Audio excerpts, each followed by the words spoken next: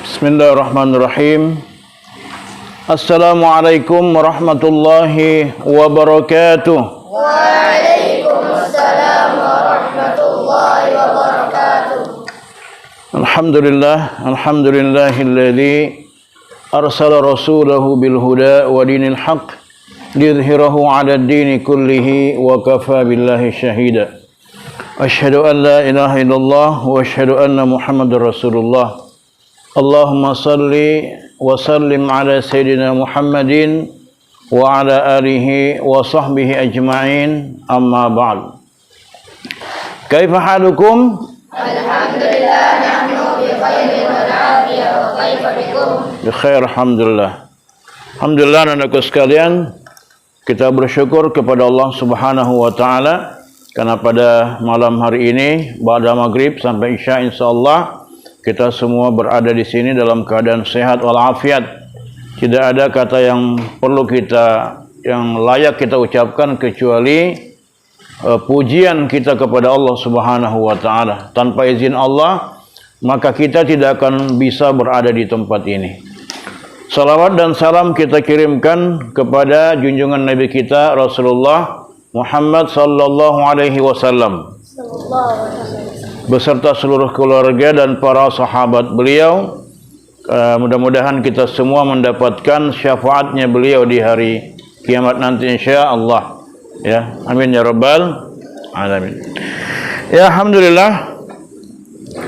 Pada kesempatan ini ya kita kembali melanjutkan, tapi sebelum kita lanjutkan mari kita membaca suratul Fatihah, dilanjutkan dengan doa belajar.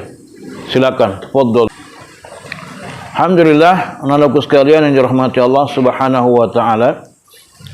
Salah satu yang bisa menyebabkan kita ini sukses ya atau dalam apapun itu adalah bagaimana kita membiasakan diri untuk apa yang menjadi fokus kita ya. Jadi di antara kalian semua ini nanti pasti beda-beda itu. Pasti beda-beda kelebihannya. Pasti beda-beda apa yang menjadi keunggulannya. Itu tergantung apa menjadi kebiasaan kita. Ya, kalian semuanya sama di dalam belajar ya. Belajarnya sama, topiknya sama, subjeknya sama, bidang studinya sama semua, tapi bisa saja beda-beda, kan beda-beda.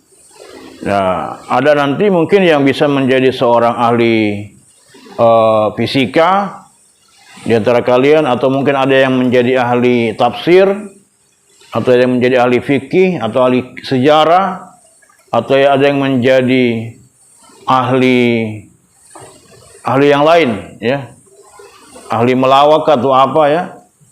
Nah, tergantung nanti kebiasaan kalian yang biasa kalian lakukan ya, atau istilahnya kehidupan pribadi kalian apa. Kadang-kadang kita melihat ada orang yang punya keunggulan, misalnya di tempat orang dia punya kelebihan. Apakah dia ini seorang ahli apa tertentu ya. Nah, kita jangan lihat orang ini ahli dari sisi ahlinya, tapi bagaimana prosesnya dia bisa menjadi seorang ahli, gitu ya. Bagaimana prosesnya, ya. Nah, apalagi ke depan itu kalian akan menghadapi banyak sekali tantangan, rintangan, maka harus kemudian dibekali dengan apa yang menjadi apa istilahnya untuk cita-cita kita supaya kita bisa menerangi diri kita, itu istilahnya begitu ya. Nah, kadang-kadang kita melihat orang yang punya kelebihan, tapi kemudian kita tidak melihat apa sebenarnya yang dilakukan selama ini. Misalnya di antara kalian, ada yang hafalannya mutkin, ya. Jangan lihat hafalannya mutkin, ya. Tapi lihat kenapa dia bisa mutkin. Setiap hari dilakukan apa? Ya, itu yang dilakukan. Ada orang yang mungkin dia pintar berceramah. Jangan lihat pintar berceramahnya, tapi apa sebenarnya dilakukan setiap hari untuk bisa dia menjadi seorang ahli penceramah yang baik. Ada orang yang mungkin kalian di antara ini ada yang pandai berbicara di depan umum, ya. Jangan lihat itunya, tapi apa yang menjadi kebiasaan-kebiasaan dia, ya.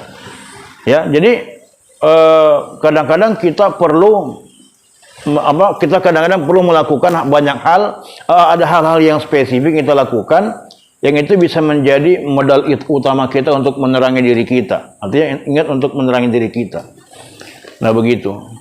Karena memang tidak ada yang instan, tidak ada yang serba jadi yang kita lakukan, yang kita dapatkan, tetapi semuanya butuh proses.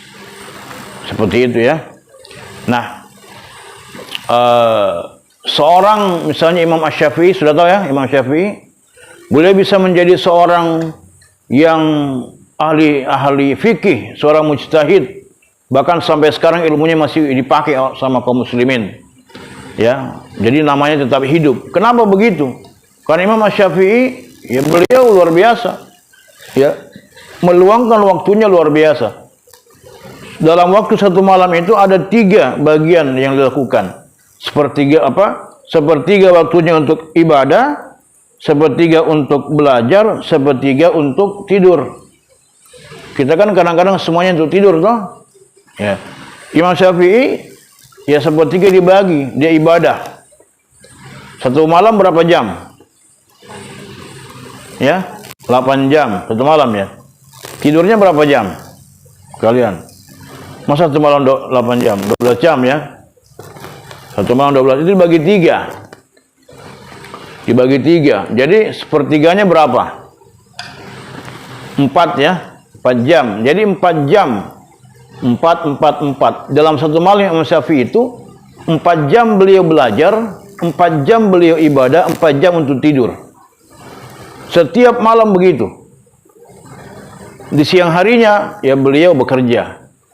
Beliau memberikan fatwa, mengajar dan sebagainya. Itu beliau lakukan. Dan itu setiap malam beliau lakukan sehingga beliau menjadi seorang ahli.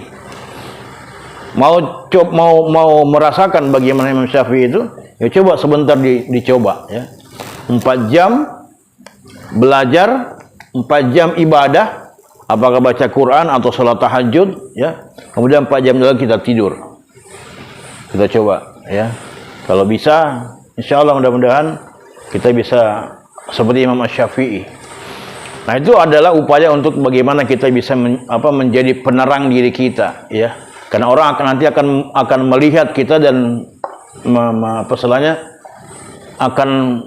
orang akan membutuhkan kita sesuai dengan keahlian kita. Ini bagian daripada upaya untuk menerangi kehidupan kita. Seorang ulama besar namanya Syekh Adi Bari mengatakan begini, bahwa barang siapa yang tidak bisa menerangi dirinya, maka dia tidak akan bisa menerangi dunia. Barang siapa yang tidak bisa melawan ya rasa kantuknya, barang siapa yang tidak bisa melawan selimutnya untuk bangun di tengah malam untuk sholat tahajud, sholat lail, maka dia tidak akan bisa mengalahkan musuhnya di siang hari. Begitu, itu kata beliau. Dan barang siapa yang tidak bisa membangun iman di dalam dirinya, dalam rumahnya, maka dia tidak akan bisa membangun peradaban dunia. Cita-cita kita apa? Menaklukkan apa? Roma, iya. Apa yang pertama? Apa ditaklukkan? Apa tadi yang pertama? Menaklukkan apa?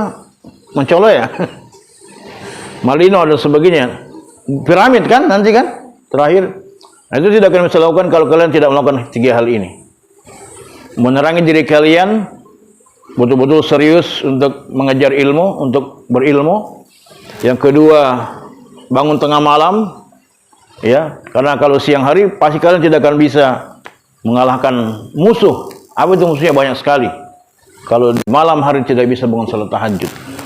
Kemudian kita tidak bisa membangun semua itu kalau tidak menanamkan iman dalam diri kita. Itu ya.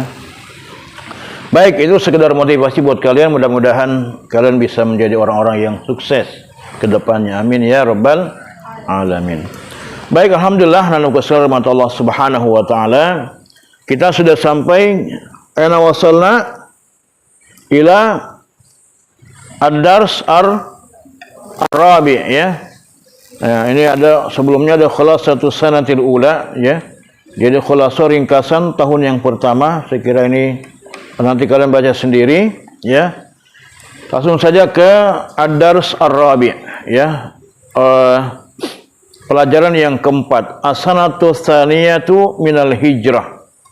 Jadi tahun kedua dari hijrah ya. Ini ada ghazawatuha, peperangan-peperangan yang ada di dalamnya. Kemudian ghazwatu Qainuqa, termasuk dalamnya adalah ada perang Qainuqa, ya, perang Qainuqa. Nah, ini dalam jilid kedua ini banyak kita bicara tentang peperangan. Banyak sekali peperangan-peperangan Rasulullah di sini ya. Ada berapa peperangan Rasulullah?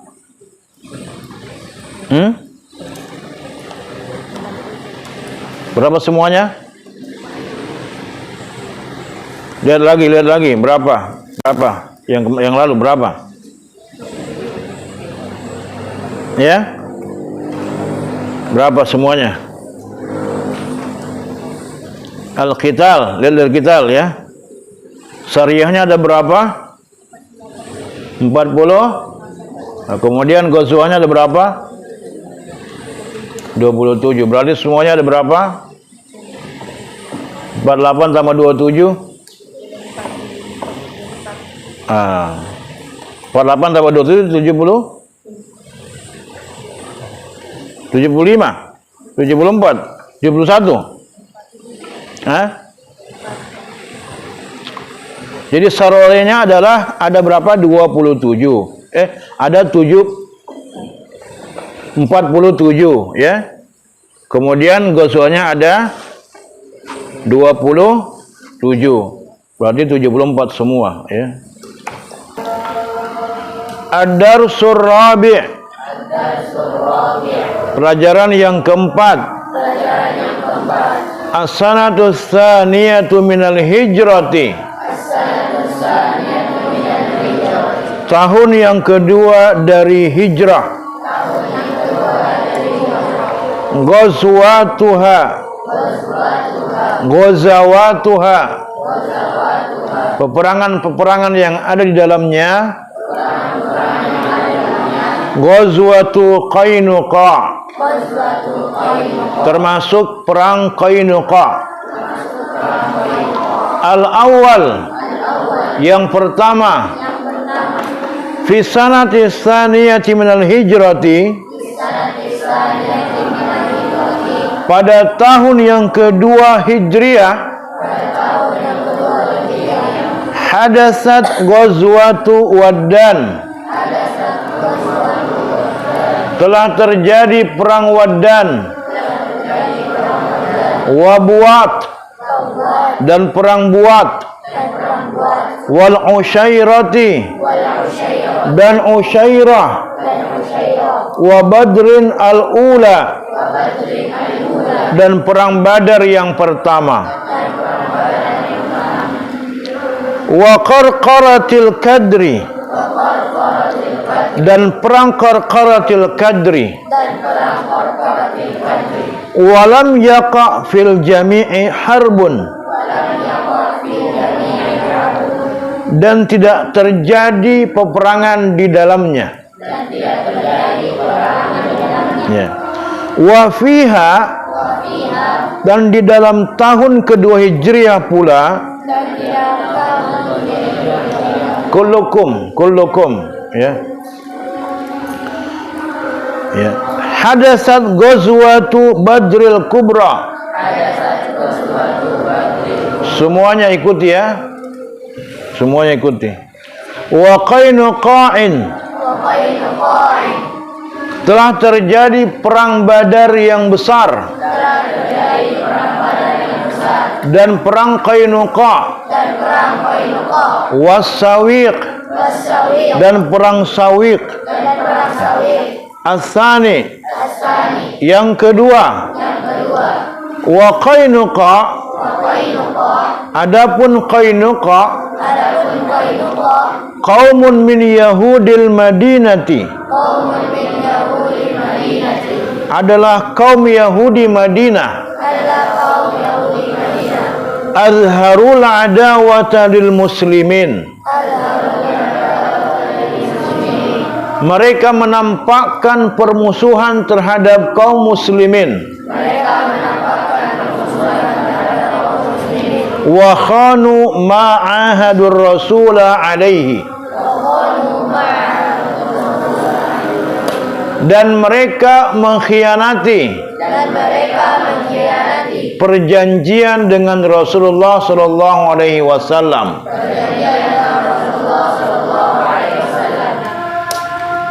As-salis, yang ketiga, fahasarahumur rasulu,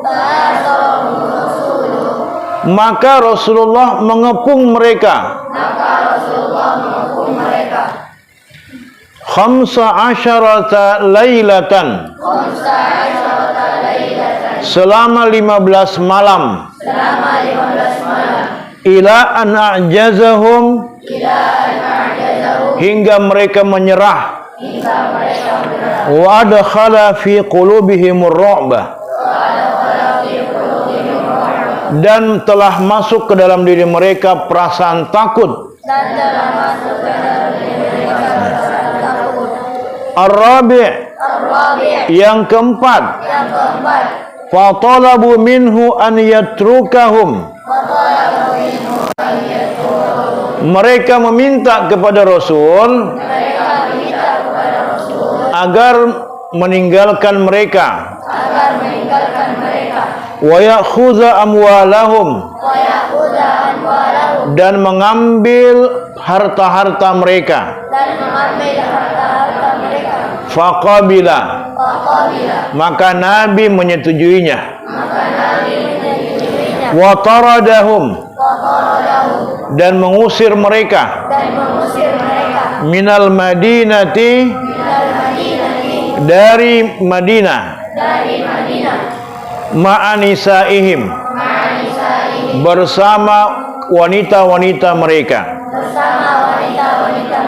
Wa akhadhal muslimuna, dan kaum muslimin mengambil amwalahum wa husunahum, harta-harta dan benteng-benteng mereka. Walam tamdi sanatun, dan tidak cukup setahun. Hatta matu kulluhum, hingga akhirnya mereka semuanya meninggal dunia.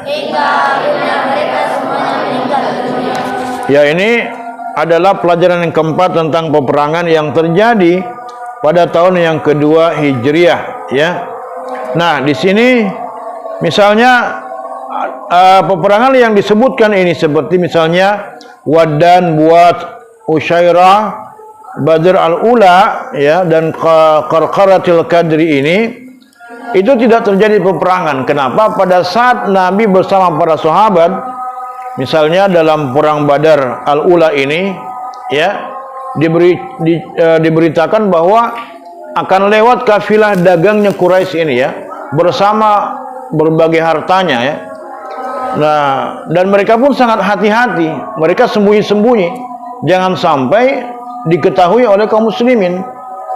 Nah, ketika Nabi mengetahui, maka Nabi berusaha untuk mengejar mereka. Dan itu tidak terjadi peperangan karena orang-orang musyrik sudah lebih duluan melewati wilayah Badar ini, ya. Demikian juga di wilayah Waddan, ya. Mereka duluan lewat, lalu kaum muslimin belakangan terlambat kaum muslimin untuk kemudian mengepung mereka atau menghadang mereka. Jadi tidak terjadi peperangan. Nah, nanti terjadilah peperangan Badar yang kita sebut dengan perang Badar Al-Kubra, ya, perang Badar besar. Di mana di sini kaum muslimin yang berjumlah 313 orang melawan kurang lebih 1000 pasukan Quraisy, ya.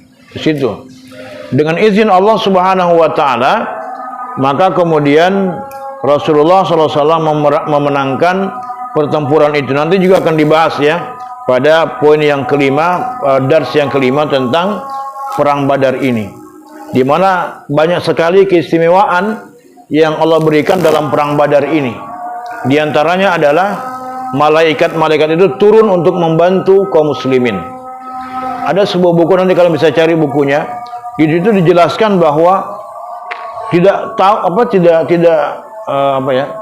ketika malaikat turun itu, orang-orang kafir tidak pernah menyangka bahwa tiba-tiba ada teman mereka yang ditebas batang lehernya. Tidak ditahu siapa yang menebasnya. Nah, itu pasukan malaikat yang datang untuk membantu kaum muslimin. Di antara keistimewaan yang Allah berikan di dalam perang Badar Al-Kubra itu, ya.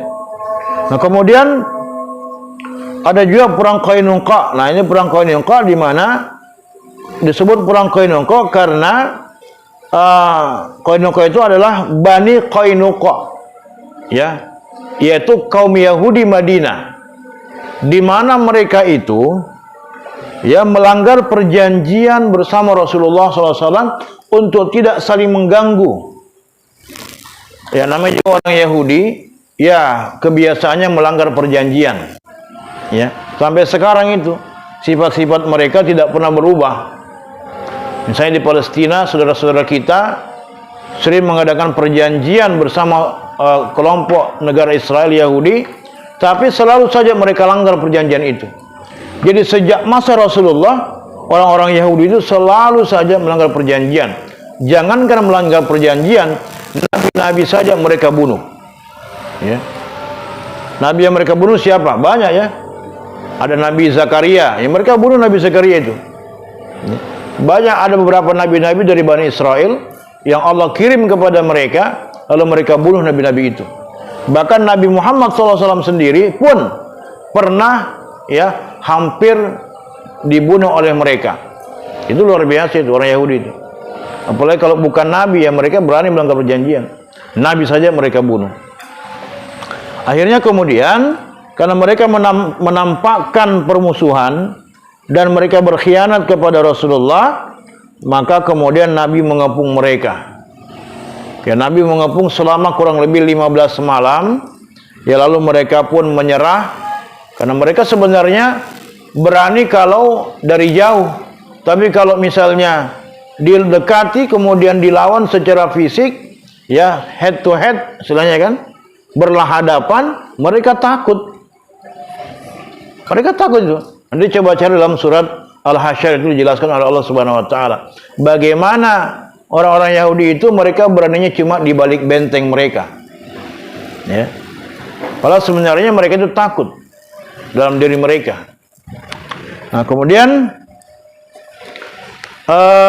Nabi mengepung mereka sehingga mereka menyerah. Lalu dalam hati mereka ya timbul rasa takut, ya, rasa lemah, ar-ru'bah, gitu. Ya, mereka takut sekali jangan sampai diserang, ya, oleh kaum muslimin, ya.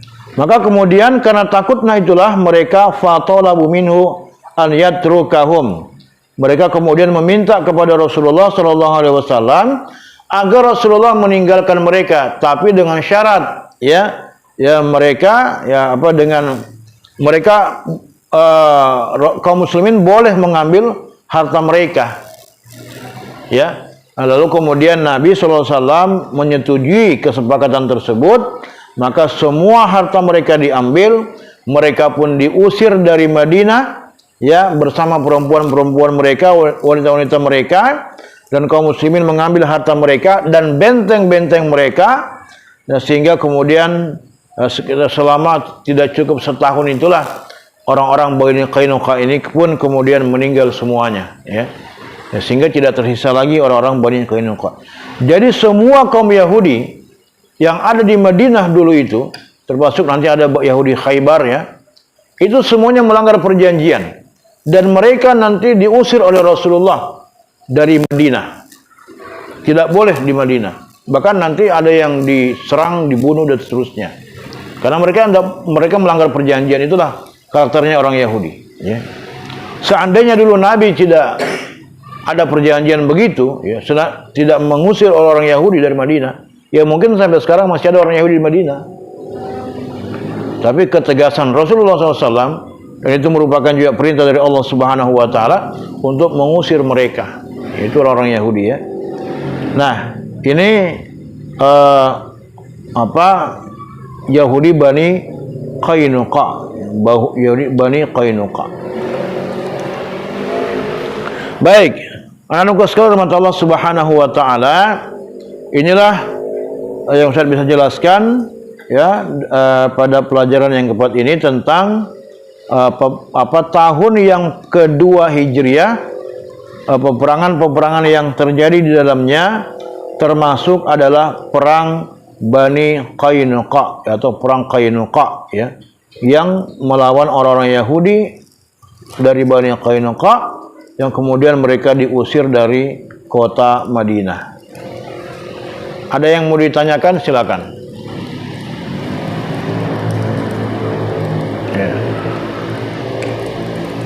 Ya, alhamdulillah, berarti sudah paham semuanya ya.